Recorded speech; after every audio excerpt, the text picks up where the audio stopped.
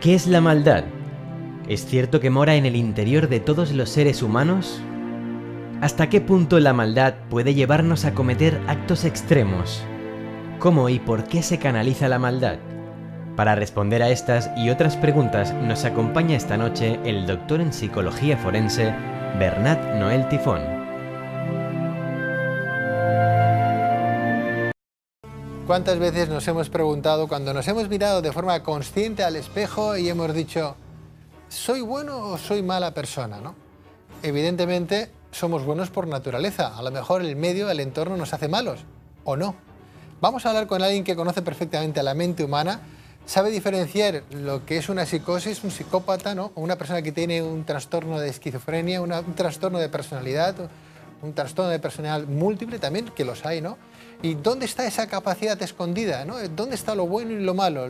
La esencia divina que está, de alguna manera, soplada, ¿no?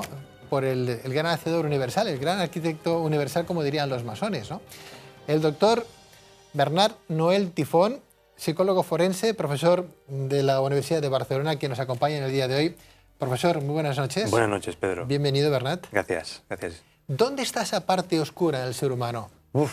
Es muy difícil de poderlo determinar. Claro, cuando nosotros trabajamos como psicólogos forenses para poder analizar hasta dónde puede llegar la maldad o el desarrollo de algún tipo de conducta antinormativa, hemos de apreciar si realmente el sujeto tiene algún tipo de trastorno mental o no la tiene.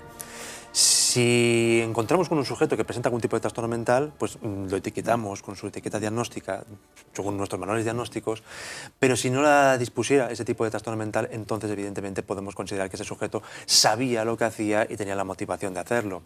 Porque no hay una parte de nuestros hemisferios, de nuestra parte cerebral, que digas, bueno, es que la parte mala se encuentra en este hemisferio o se encuentra en el otro. No. No, a ver, no se sabe. No. Aquello que puedas un día operar y decir, como la parte es mala, está en la parte lóbulo frontal o parietal, y dices, claro, lo extirpamos y sale la parte mala. Sí que podemos decir es la siguiente, que es que el centro de planificación, de la organización, el pensamiento, por así decir, de nuestra conducta más consciente, estaría más localizada en el lóbulo frontal. Es decir,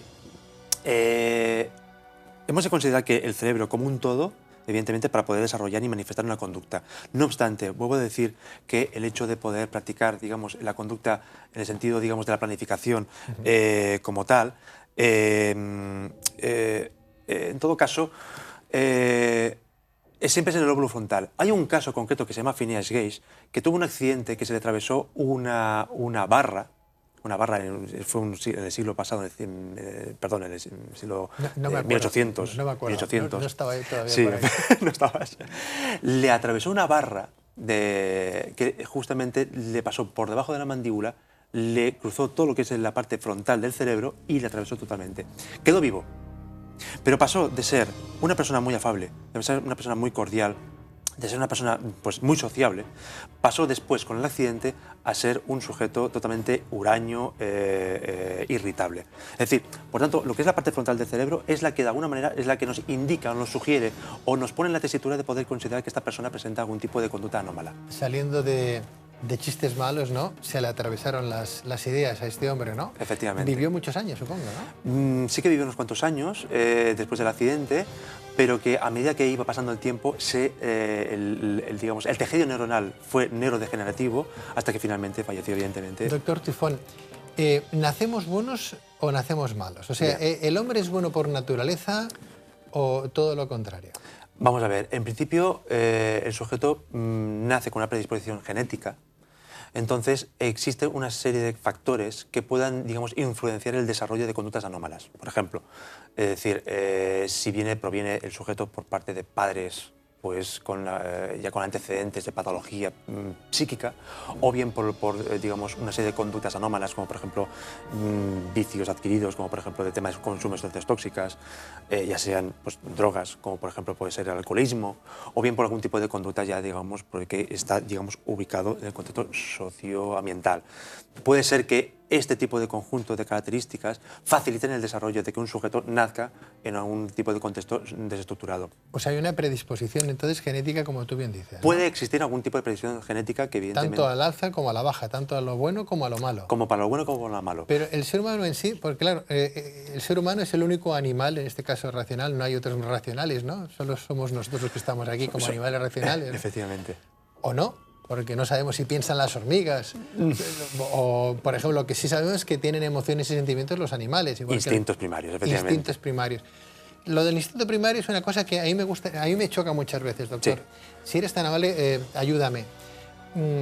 Vimos el otro día en televisión cómo fue una niña en China, fue atropellada, sí, ¿verdad? Pasó un camión por encima, se para el señor, se piensa si sigue pasándole por encima con las ruedas de atrás porque le saldría más económico que la niña muriera que no dejarla de por vida lisiada, ¿no? Entonces vuelve a pesarla con las ruedas de atrás y se va. Lo pillaron, evidentemente, y está en la cárcel.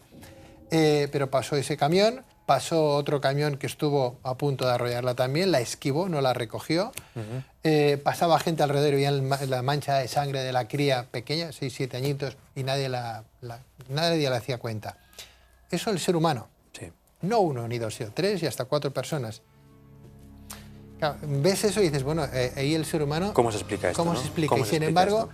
nos vamos a YouTube y ponemos perro que ayuda a otro perro en una autopista, 2 amiguitos perritos que andan vagabundos, que andan juntos por las calles, ¿no? Resulta que al atravesar una carretera a uno de estos 2 perritos, un coche lo atropella. El otro se da cuenta, vuelve, se queda con él, con el miedo de que lo van a atropellar también, no lo pillan, pero como el otro no se levanta, sí, lo coge y lo empieza a arrastrar para sacarlo de otro atropello. ¿Cómo se explica esto? Eso ¿cómo se explica? O sea, ¿dónde están las emociones de los animales? Correcto. Lo saca de la propia autopista y nosotros no sacamos a la niña ni nos fijamos en ella. A ver, aquí el tema del caso, como bien has dicho, en Japón, yo lo ubicaría más en el contexto sociocultural de la propia cultura propia japonesa, en todo caso, ¿no? Entonces, creo que eran chinos, ¿no? Ahora chinos. Es curioso, yo también vi el vídeo es curioso y evidentemente no dejó de impactarme emocionalmente porque evidentemente es una cosa que realmente es atípico y que en principio, al menos quiero desear que aquí no quiero que pase, al menos, ¿no? En todo caso. Si hablamos, vamos a diferenciar, aparte de la cultura, doctor Tifón, cultura o no, somos seres humanos. Somos seres humanos, efectivamente. Somos seres humanos, con rasgos diferentes, pero seres humanos, que tenemos la capacidad de raciocinio, cosa que no tienen los animales, dicen, ¿no? Efectivamente, efectivamente. Salvando esa distancia de cultura o civilización, porque ahí se comen a los perros, ¿no? Y aquí los tenemos en casa y que nadie les haga daño, ¿no? Salvando esa distancia, somos seres humanos. Efectivamente, efectivamente. Entonces, ¿qué animal de los dos, el perro o el ser humano, qué animal de los dos tiene más emociones? ¿Sabe, es más bueno o es más malo? Vamos a ver, es que es un amplio tema de tipo ya mucho más de antropológico y fisiológico y incluso moralista. También... Y moralista, efectivamente. A ver, ante la pregunta de quién de los dos tiene muchas más emociones, evidentemente podemos decir que es el ser humano. No obstante, hemos de matizar lo siguiente. El ser humano tiene una serie de emociones que combinan las emociones primarias de las emociones más complejas. En cambio, lo que está claro es que el reino animal, el resto del reino animal, sacando lo que es el ser humano, tienen lo que son emociones más primarias. Entonces, claro, el ser humano, al combinar ambas emociones primarias y complejas, pero complejas que vienen, digamos, etiquetadas por nuestro propio lenguaje, al que le ponemos una denominación... ¿Somos más primarios o somos más complejos a la hora de resolver nuestras emociones? Somos más complejos. Somos más complejos. Yo creo que somos más complejos. Hemos perdido aquella rapidez, ¿no? Efectivamente. De reflejos, ¿no? Efectivamente. Desde un punto de vista, digamos, ya de la parte que me toca, que es la parte psicológica, nuestro cerebro, que ha ido evolucionando a lo largo de muchos siglos, si cogiésemos un sujeto de la época prehistórica, tendríamos un cerebro totalmente primitivo. A lo largo de toda la evolución histórica de nuestro ser, a la fecha actualmente que estamos, evidentemente, tenemos un cerebro mucho más evolucionado y mucho más acorde a las épocas de la sociedad actual. Bueno, pues cuando nos miremos en el espejo tendremos que saber diferenciar que lo que estamos viendo, lo que refleja aquel espejo, verdaderamente es un instinto primario o un instinto complejo. ¿Dónde estamos? ¿Somos más primarios o más complejos? Dependerá de su espejo y de cómo usted mismo se mire.